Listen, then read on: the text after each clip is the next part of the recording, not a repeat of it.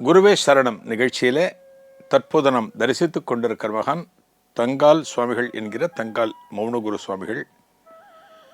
இந்த சுவாமிகளோட நிஷ்டை, அதாவது தவ நிலை பற்றி நம்ம பார்க்குறோம்.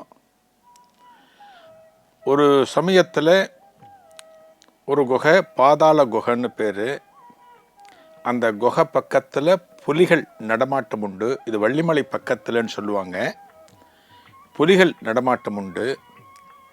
அந்த புலிகள் நடமாட்டம் அங்கே இருக்கிறதுனால அந்த பக்கமாக போன ஒரு ஆடு மாடு மேய்க்கிற சிறுவன் பதறி போய், என்னடா இங்கே ஒருத்தர் உட்கார்ந்துருக்காரு, புலி இங்கே வருமேன்னு பதறி போய் அவன் என்ன பண்ணிருக்கான், அவரை எழுப்ப முயல்கிறான்.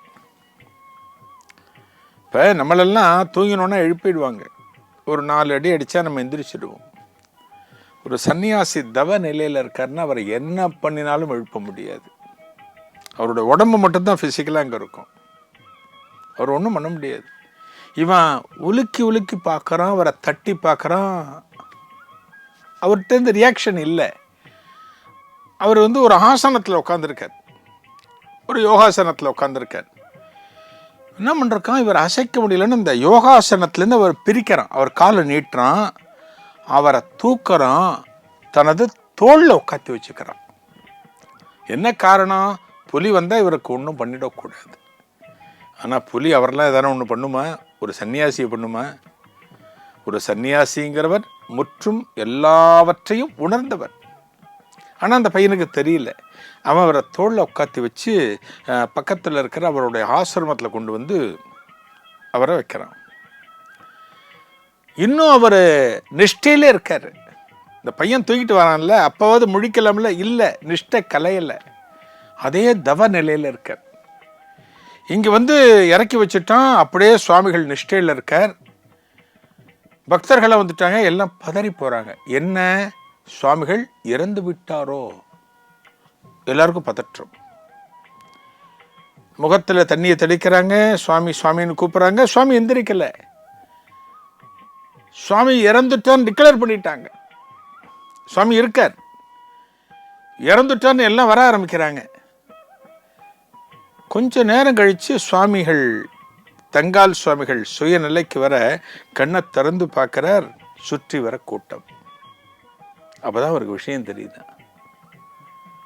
அப்போ சொல்கிறாராம், நடந்ததெல்லாம் கேட்டுட்டு சுவாமிகளே வருத்தம் தெரிவித்தாராம். நான் அந்த அளவுக்கு நிஷ்டைக்கு போயிட்டோனோ, அதனால தான் நீங்கள்லாம் நான் இறந்து போயிட்டேன்னு பயந்துட்டீங்களோ அப்படின்னு சுவாமிகள் சொன்னாராம். இந்த சம்பவத்துக்கு பிறகே சுவாமிகள் அதிக ரிஸ்கெல்லாம் வாழ்க்கையில் எடுக்கலையா. மலைக்கு மேலே போகிறது அந்த மாதிரிலாம் எதுவும் எடுக்கலையா. அதன் பிறகுதான் சுவாமிகள் அறிவுரைப்படி அவரது சீடர்கள் மலையில் இருக்கிற ஆபத்து, நம்ம இங்கேயான ஒரு தரமட்டத்துக்கு போகணும்னு தங்காலுக்கு வந்தாங்க. திரும்ப தங்காலுக்கு அங்கே ஒரு ஆசிரமத்துக்கு இடம் வாங்கி அவருக்கு சமாதியெல்லாம் அங்கேயே பண்ணணும், அவரோட காலம் நெருங்குதுன்னு சொல்லிட்டு இந்த இடத்துக்கு கூட்டிகிட்டு வந்தாங்களாம்.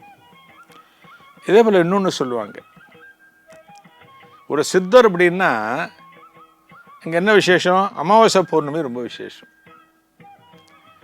ஒரு பௌர்ணமி தினத்தில் ரொம்ப விசேஷமாக நடக்கும். இந்த தங்கால் சுவாமிகளுக்கு பௌர்ணமி இன்னைக்கு ஒரு சாயங்காலத்துக்கு மேலே, அதாவது இருட்ட ஆரம்பிக்கிற போது என்ன பண்ணுவாங்கன்னா அவருக்கு பாத பூஜை பண்ணுவாங்க. பாத பூஜை நீங்கள் பார்த்துருக்கீங்களா, சித்தர்களுக்கெல்லாம் மகான்களுக்கெல்லாம் பாத பூஜை பண்ணுவாங்க. அவங்கள ஒரு ஆசனத்தில் உட்காத்தி வச்சு கீழே ஒரு தாம்பாளத்தை வச்சு அவங்களோட 2 கால்களையும் அதில் வச்சு அதில் நம்ம ஜலம் விடுறது, அந்த நம்ம கையால் அந்த கால்களை தொடச்சி விடுறது, அப்புறம் சந்தனம் விடுறது, பொட்டு வைக்கிறது, குங்குமம் வைக்கிறது, அர்ச்சனை பண்ணுறது, இதெல்லாம் பார்த்து பாத பூஜைன்னு பேர். மகான்களுக்கு எது முக்கியம் அப்படின்னா அவர்களுடைய திருவடிகள் தான் முக்கியம், கால்கள் தான் முக்கியம்.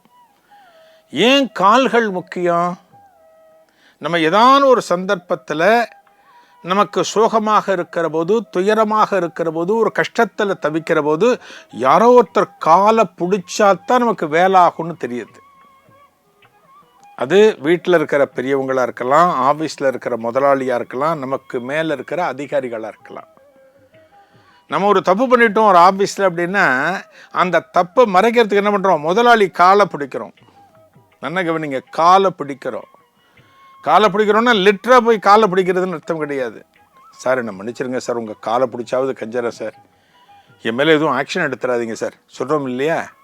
கால்களை பிடிக்கிறோம். அப்போ கால்களை பிடிச்சோம் அப்படின்னா நமக்கு எதுவாக இருந்தாலும் நடந்துடும். மனிதர்களுடைய கால்களை பிடிச்சாலே நமக்கு காரியம் ஆகுதுன்னா மகான்களுடைய திருவடிகளை கால்களை பற்றி கொண்டால் ஏன் ஆகாது? அதனால தான் பாத பூஜை மகான்களுக்கு பண்ணுறோம். இந்த பௌர்ணமி போது பண்ணுவாங்க. அப்போ சுவாமிகள் நிஷ்டையில் இருப்பார், ஒன்றுமே தெரியாது, அப்படியே சுவாமிகள் உட்காந்துருப்பார், பரபிரம்ம ஸ்வரூபத்தில் உட்காந்துருப்பார். இவங்க எல்லாம் பண்ணுவாங்க, சுவாமிகள் அப்படியே இருப்பார். இவங்க பூஜை பண்ணி முடிக்கிற வரைக்கும் நிஷ்டையில் இருப்பார். அந்த நிஷ்டை கலைஞ்ச பிறகு தான் ஆரத்திக்கு அமைப்பாங்களாம். நிஷ்டை கலைஞ்ச பிறகு ரொம்ப சுவாரஸ்யமானது சுவாமிகளுக்கு நடத்தக்கூடிய பாத பூஜை. இதன் தொடர்ச்சியை நாளைய நிகழ்வில் காணலாம். நன்றி, வணக்கம்.